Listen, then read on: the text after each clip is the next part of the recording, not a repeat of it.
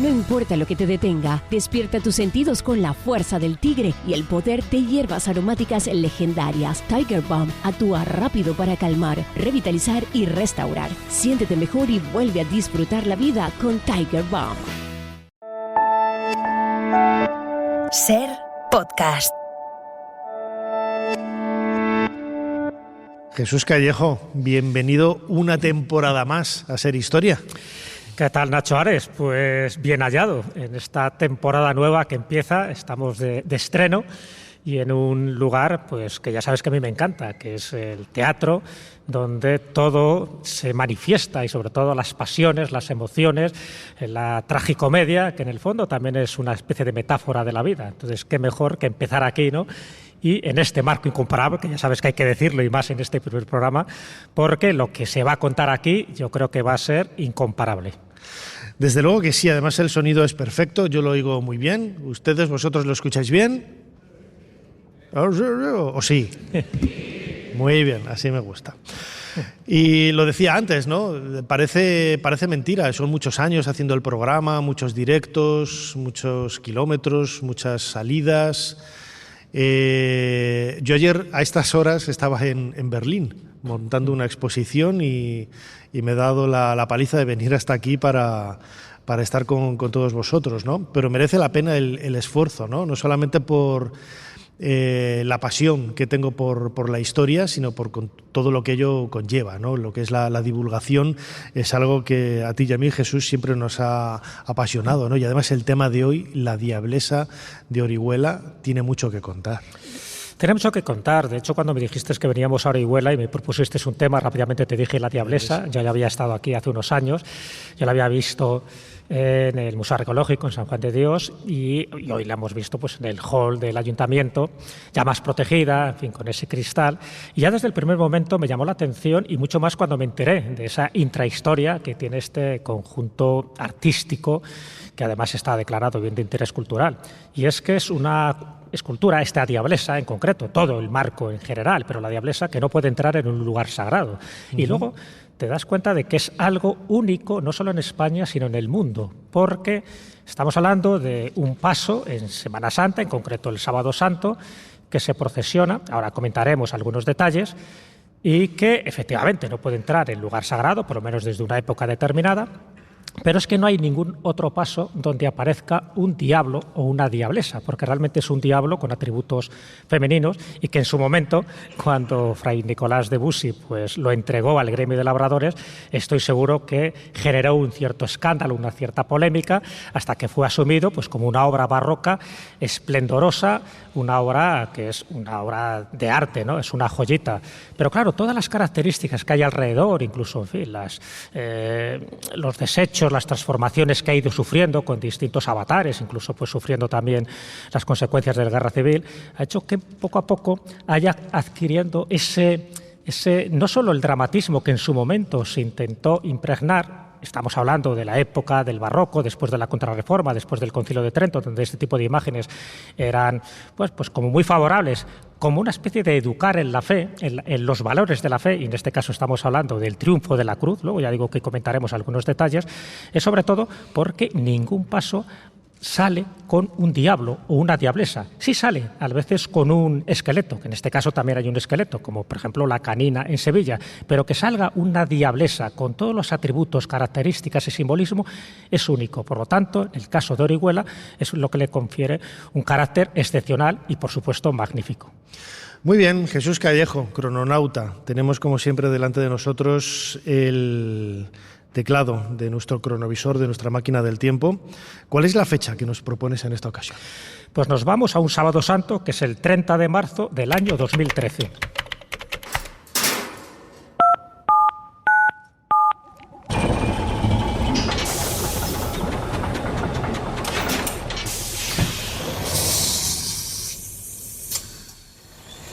Adelante, pasen. Jesús Callejo les está esperando junto al cronovisor.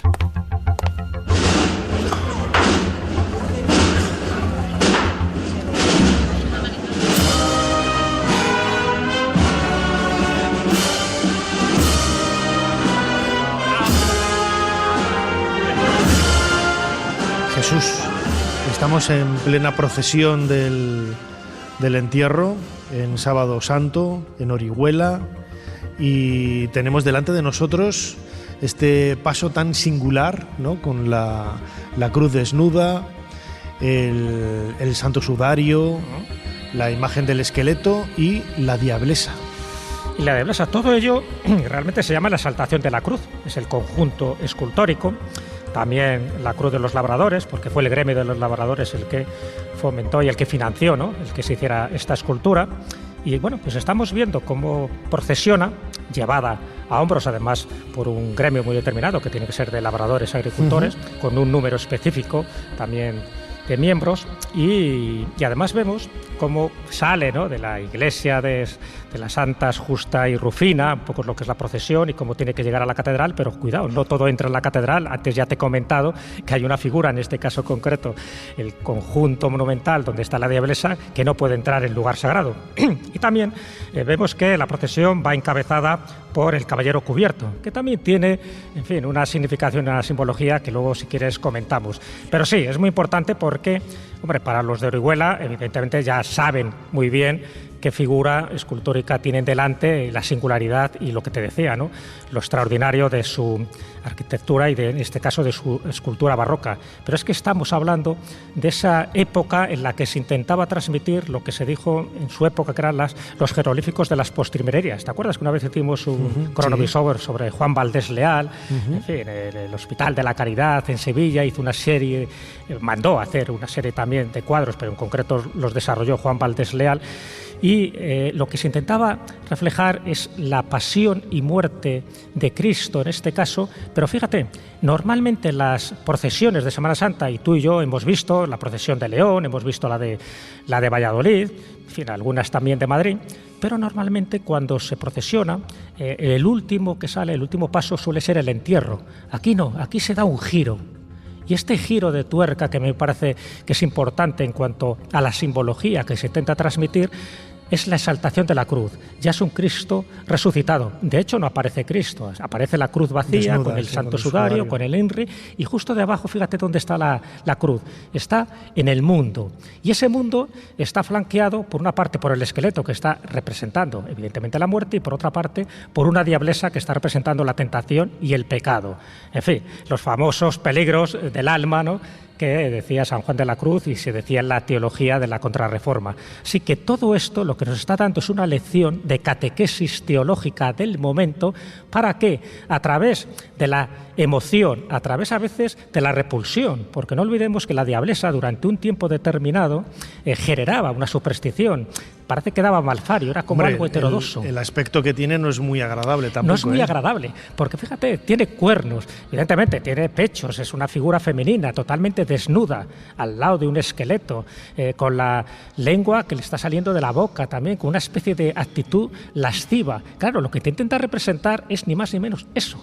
Es, por una parte, dónde está apoyada, en ese libro, que bueno, parece que hay dos interpretaciones. Por una parte parece que era la Biblia y sería el Génesis, ¿no?, donde se habla del árbol, en fin, del bien y del mal, o por otra parte puede ser los libros apócrifos de aquella época, que eran los prohibidos. Pero el esqueleto está apoyado a su vez en otro objeto muy llamativo, está apoyado en un reloj de sol.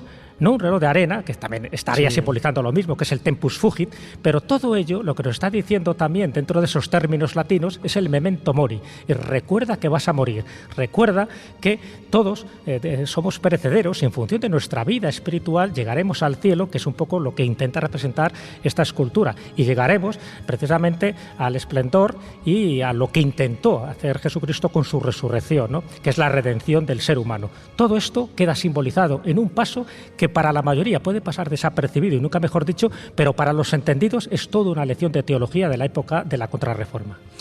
Fíjate, hemos elegido para hablar de la diablesa de Orihuela a una arqueóloga que nada tiene de diablesa, sino que es todo lo contrario.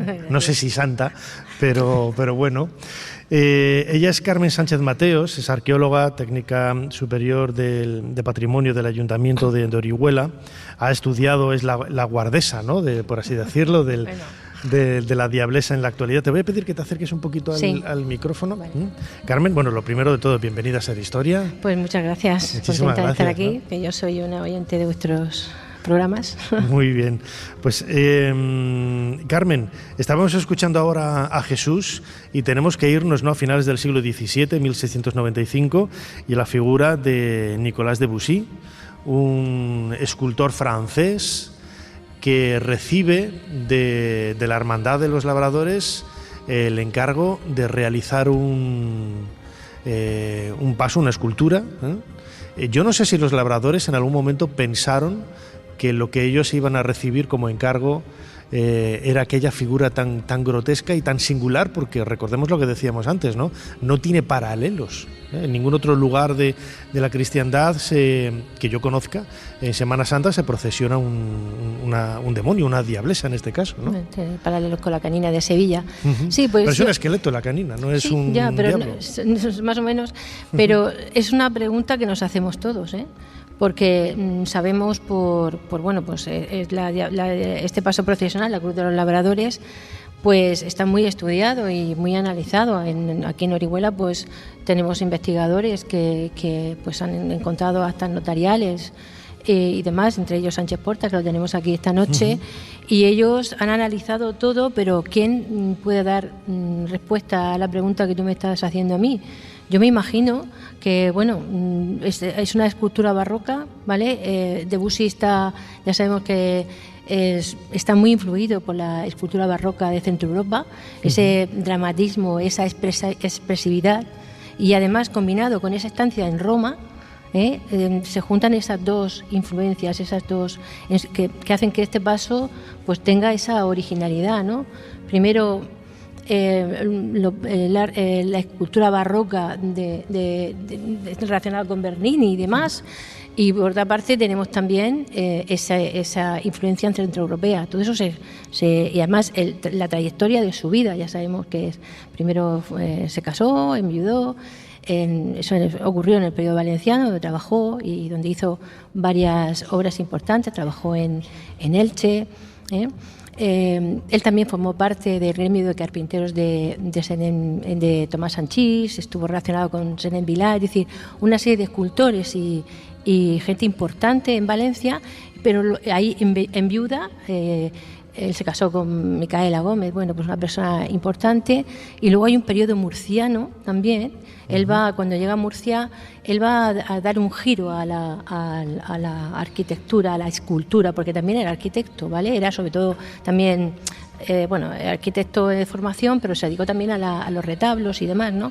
En Murcia influye mucho en la formación de Nicolás Salcillo, padre de Francisco Salcillo. Él va a dar un giro a la escultura barroca de ese momento, ¿no?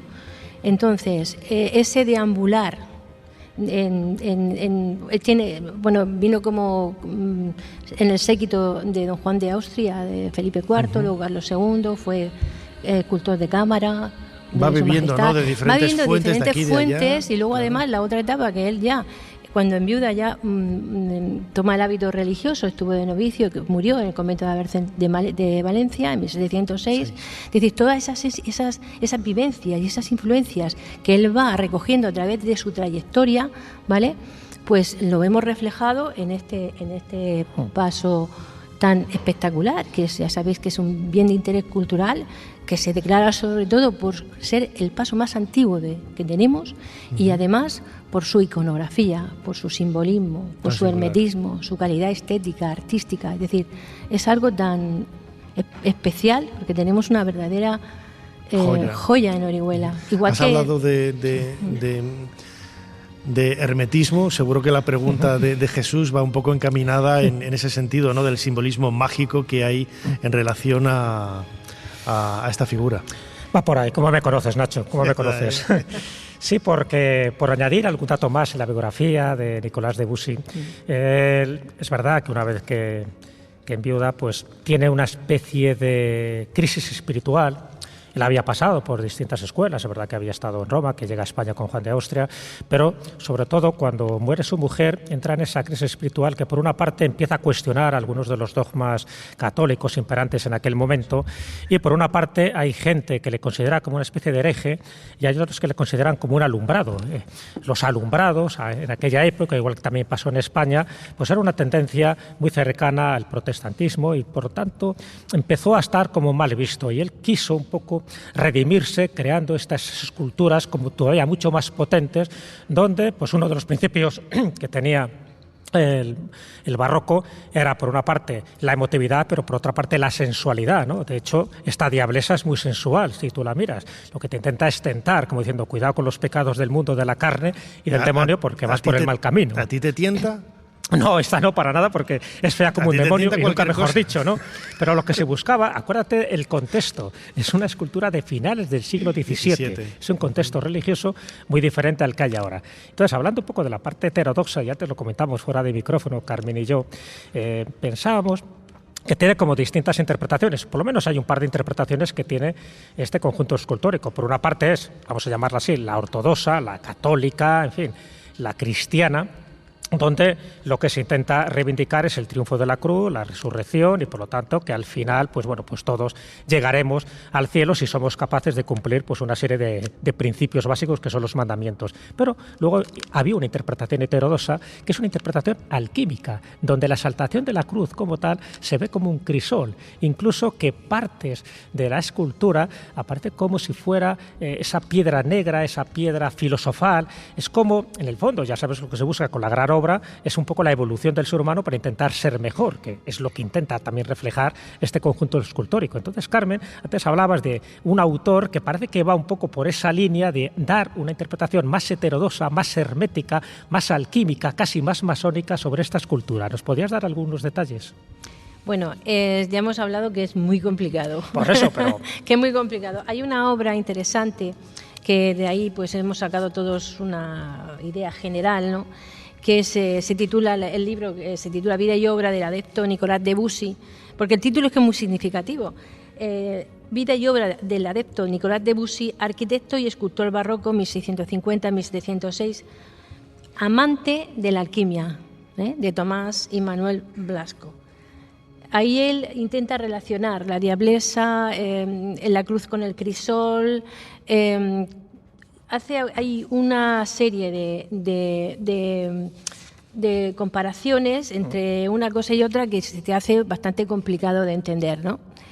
Entonces, ya te he dicho que a mí sí que me gustaría este pequeño fragmento, sí, porque yo creo que es mucho, es muy denso, ¿no?, para entender, ¿no? Pero bueno, dice, pero ha llegado el momento de desvelar el símbolo de este monumento religioso que remata en la cruz.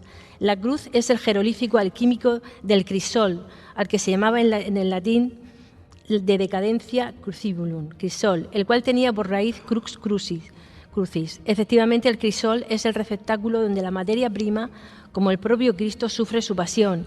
Es en el crisol donde muere para resucitar después purificada, espiritualizada, transformada. El conjunto formula, por tanto, la entronización del crisol alquímico, representado en la cruz, el cual llevará al mundo a la salvación, cuando esa raza de diablos superiores, los alquimistas, se abracen con la muerte, es decir, se anulen hasta lograr de sus laboratorios y por sus intuiciones prodigiosas el arte de conseguir la piedra filosofal. Hay muchísimas más cosas, pero creo que esto es lo que... Sí, básicamente es un poco lo que se decía dentro del proceso alquímico, que es a través de la materia oscura llegar a la purificación, llegar a esa sublimación y conseguir un poco la perfección, que es la gran obra, ¿no? Bueno, es verdad que es una teoría un poco rebuscada, no sabemos si realmente tuvo coqueteos con la alquimia Nicolas Debussy, pero bueno, es muy significativa ver un poco que hay otro tipo de interpretaciones a todo este conjunto escultórico. Y me gustaría, Carmen, si me permites también, sí, Nacho, claro. Antes hablé un poco por encima, pero sí que quiero que lo remates porque también creo que forma parte de ese simbolismo dentro de la procesión, y es el caballero cubierto. Antes había, aparte que más caballeros cubiertos, ahora solo hay uno, está flanqueado por dos niñas, pero él hace algo que no hace el resto de la gente cuando se entra en la catedral. El púrpura papal no se descubre. ¿Vale? No se descubre, él va con su sombrero. Sí, no. ¿Y por qué? ¿Se sabe un poco qué es lo que intenta simbolizar? Bueno, es el portaestandarte de la procesión, ¿vale? El ayuntamiento elige a una persona que por sus cualidades, por su relación con la ciudad, pues se merece un reconocimiento de ser una persona muy especial y además esa persona suele estar muy vinculada con la Semana Santa, ¿no? Entonces al igual que otros elementos de esta Semana Santa tan importante en Orihuela, es un personaje más de esa procesión de Semana Pero algo Santa. Único también y distinto a cualquier otra procesión. Es que si la Semana Santa de Orihuela se caracteriza por algo, es por su por su riqueza en cuanto a los pasos procesionales, pero ya sabemos que está declarada de interés turístico internacional ya desde el año 2010. Es decir, es una... y allí, en esta procesión, y a mí me gustaría también mencionar algo más, ¿no? Que aparte de que está declarada de interés turístico internacional, también forma parte de la red europea de celebraciones de Semana Santa y de Pascua, es decir, y hay una procesión muy importante que es la del Sábado Santo, donde todos colaboran, es decir, es que a mí también me gusta hacer un guiño a aquellas personas que a veces ni se conocen, que son el caso de los costaleros, los que portan los pasos procesionales. En este caso, el Sábado Santo, todos los pasos los llevan los costaleros, los llevan las personas que no van en carro como otras procesiones. Y hay una asociación, o como queramos llamarle, que son los costaleros del Reguero de Bonanza, ¿no? No podéis ni imaginar ese amor que tienen cuando llegan, preparan la diablesa, cuando sacan la diablesa, cuando sacan también el Cristo yacente, que también forma parte de la exposición de José Sequer, ¿no? Relacionado con Orihuela. Que tendrán hasta cariño de aquella forma a la diablesa. Yo diría que más, ¿vale? Ellos llegan allí, van siempre ataviados con su túnica de terciopelo, su insignia de costalero, sus guantes negros, o sea, llegan casi 2 horas antes, preparan la diablesa, es una cosa, yo como los tengo muy cercanos, los veo y los conozco, y aparte que siempre están ahí. O sea, además hay un detalle, si me permites, Carmen, el hecho de que, lo comentaba antes con Jesús, ¿no? Yo no conozco referencias de procesiones, ¿no? con diablos o con algún esqueleto sí que es relativamente sencillo ver, ¿no? Pero de diablos o diablesas no, sí que conozco, ¿no? El Asmodeo, ¿no? El demonio que hay en Rennes-les-Châteaux, pero está dentro de la iglesia, en una pila bautismal, nada que ver con esto. Y también está el detalle femenino, ¿no? Estamos pensando, podrían haber puesto un demonio, ¿no? Pero han focalizado todo el mal en una mujer, que también es muy de la época, ¿no? Del siglo XVII, de finales ahí del barroco. Sí. Bueno, ahí cuando se conoce la biografía de Nicolas Debussy, por eso es tan importante siempre empezar por ahí, por conocer a este escultor, Porque, bueno, hay muchas teorías, porque primero se casó y el atributo de la mujer, no sé, eso es una cosa muy compleja. ¿Por qué lo hace? Es que la verdad que hay gente que sabrá mucho más de este paso procesional que yo, por supuesto, ¿no? Pero por lo que yo he leído no encuentro respuesta a algunas de las cosas que me estáis preguntando, ¿no? Porque yo me imagino porque ya sabéis que la procesión del Sábado Santo está organizada por el Ayuntamiento de Orihuela, ¿vale? Es una procesión cívico-religiosa. Yo me imagino cuando Nicolas Debussy en el año 1695 presentó la obra, me imagino que se quedarían un poco perplejos, porque en principio estaba en la capilla de Loreto, pero luego sucesivamente ha ido cambiando de lugar. Incluso la iglesia pide al ayuntamiento que retire la imagen de allí porque falta espacio, por cuestiones de tipo moral, ¿no? Y entonces de alguna forma hay una especie de historia de malditismo detrás del paso. Yo no lo veo así tampoco. Tampoco, ¿no? Porque en definitiva yo creo que tenemos un montón de paisanos de Orihuela. No deja de ser un referente identitario, ¿no? de la ciudad. O sea, la gente se identifica con la diablesa más allá del significado que tenga y lo toma como algo muy propio, ¿no? Sí, como algo muy propio, y además no podéis imaginar la gente que viene exclusivamente a Orihuela a ver este paso procesional, ¿eh? Nosotros. Por ejemplo. Entre otras cosas, ¿eh? Aparte de la diablesa. Sí, claro, eso sí. Si os contara todo lo que se puede ver aquí, ¿no? Pero quiero comentar eso, que la diablesa es algo tan importante, y además el trabajo que hace la Junta Mayor de Cofradías y Hermandades de Semana Santa, ¿no? Que hacen, y de la propia Concejalía de Cultura, de Turismo, por fomentar que mediante unas rutas teatralizadas, incluso el Jueves Santo hay una representación teatralizada de Nicolas Debussy, El fantasma de Nicolás de Busse, que es una obra de Atanasio Díez Marín, y que bueno, que todos los años se ha ido representando en San Juan de Dios, ¿no? Todos los años, incluso se ha tenido que hacer varias sesiones, porque son muy cortitas, unos 20 minutos así, y bueno, ahí disfrutamos todos muchísimo, ¿no? O sea que la Cruz de los Labradores, la Diablesa, este paso procesional, ya no solamente tiene ese aspecto religioso, sino también a nivel, ha dado lugar a muchas cosas más.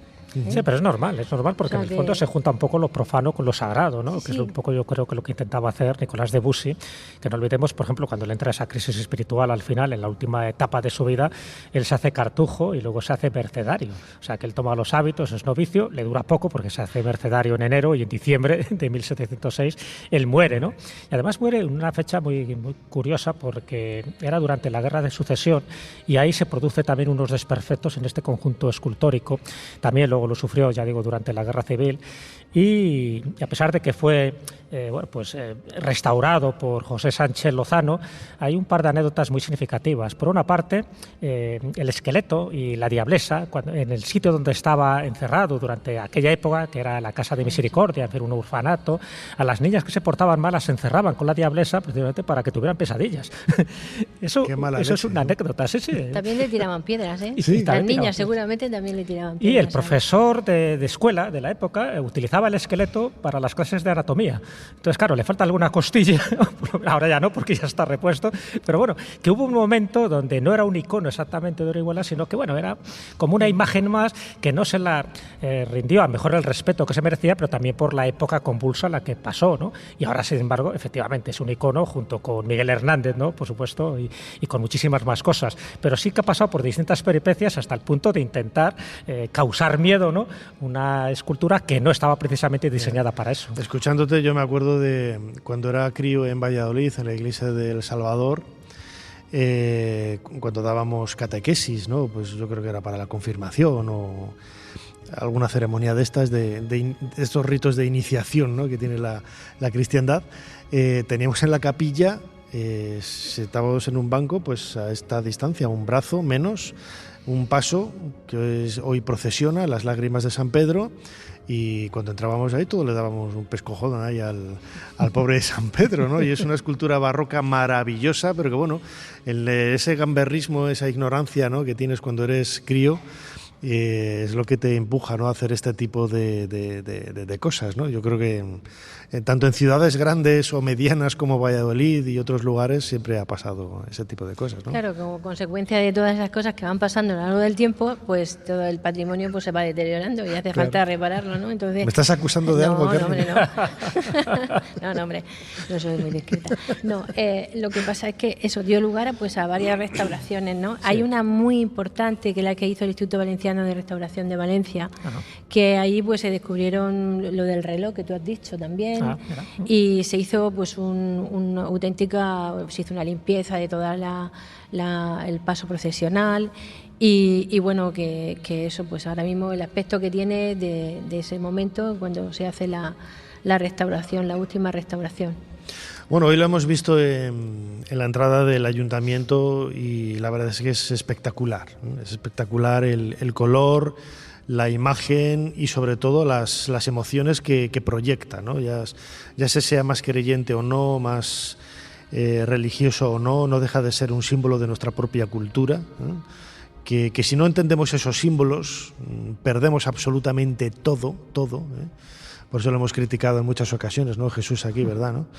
Jesús Callejo y yo aquí en Ser Historia, que ya sea religioso o no, si no conoces un poco el significado del simbolismo que hay en elementos de las iglesias, de las calles, el calendario, que viene todo del mismo foco, ¿no? de la religión, del cristianismo, en ocasiones también del mundo musulmán o del judaísmo, si no estudiamos eso, bueno, pues perdemos absolutamente toda nuestra identidad, ¿no?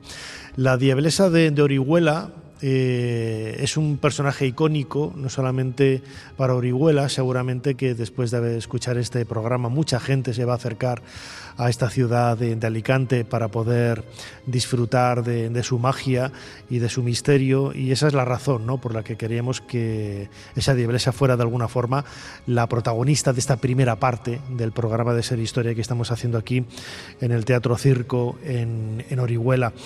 Carmen Sánchez, arqueóloga, técnica superior de Patrimonio del Ayuntamiento de Orihuela, muchísimas gracias por habernos ayudado a hacer un poquito más de historia. Muchas gracias a vosotros, un placer.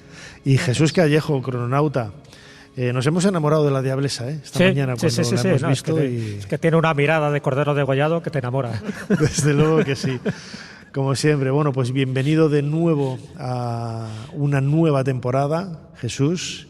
Y como siempre, muchísimas gracias por habernos ayudado a hacer un poquito más de historia. Muchísimas gracias a ti, Nacho. Ya sabes que en esta temporada lo daremos todo como tiene que ser. Gracias. Suscríbete a Ser Historia. Todos los episodios y contenidos adicionales en la app de Cadena Ser y en nuestros canales de Apple Podcast, Spotify, iVoox, Google Podcast y YouTube. Escúchanos en directo en la Ser los domingos a la 1:30 de la madrugada. Cadena Ser. La radio.